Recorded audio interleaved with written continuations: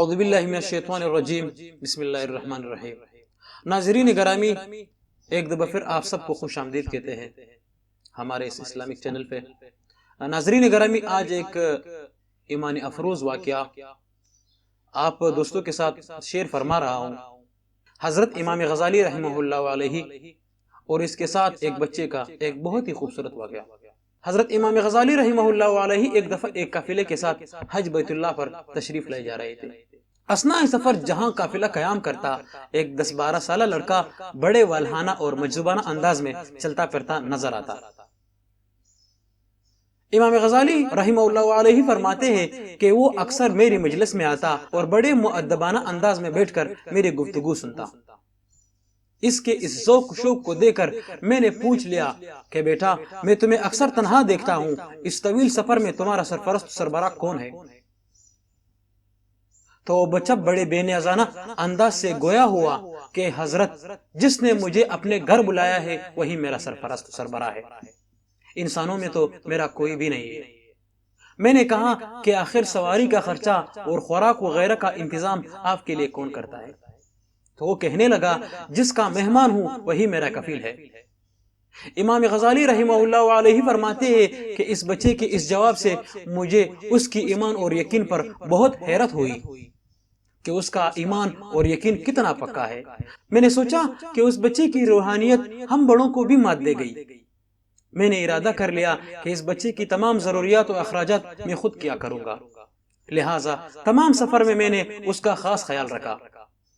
اس کو اپنے ساتھ سوار کر لیتا اور اپنے ساتھ ہی کھلاتا پلاتا، مگر ہر مرحلہ میں مجھے اس کی تلاش کرنا پڑتا۔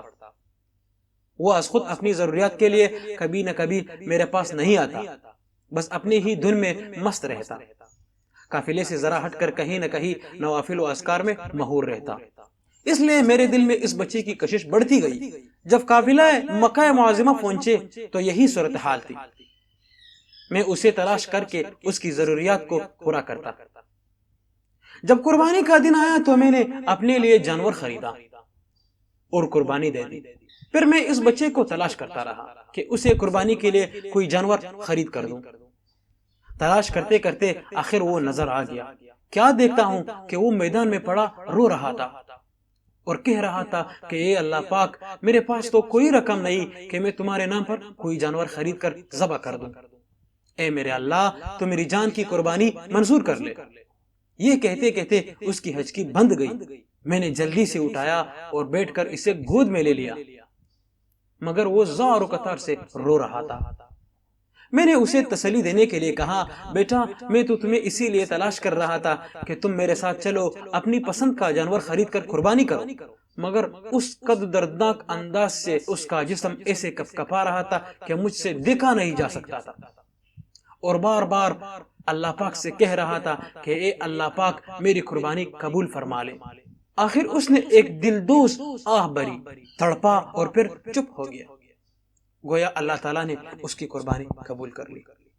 اس کا سر میری گود میں تھا اور میرے آنسو اس کے چہرے پر لگی ہوئی مٹی کو دھو رہے تھے۔ پھر میں نے غیب کی ایک آواز سنی کہ اے غزالی، اس بچے نے اپنی قربانی پیش کر کے تمام حجاج کے حج قبول کرا لیے، ورنہ ہم کسی ایک کا بھی حج قبول نہ کرتے۔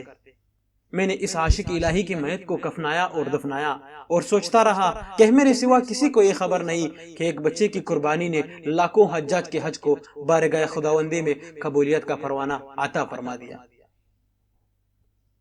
تو میرے دوستو، اس کہانی سے ہمیں یہ سبق ملتا ہے کہ آج کل بھی اس دنیا میں بلکہ برسوں سے کوئی نہ کوئی ایسا ہے جس کی وجہ سے اللہ پاک ہم لوگوں پر بارش برساتا ہے، ہم لوگوں کو روزی اور روٹی دیتا ہے، ورنہ ہم گناہگار بندے اس کے قابل ہی نہیں ہے کہ ہم پر کہیں بارش برسے اور ہم کو کوئی روزی ملے۔ اپنے اس گناہگار بندے کو دعاؤں میں ضرور یاد رکھنا۔ وآخر دعوانا ان الحمدللہ رب العالمین۔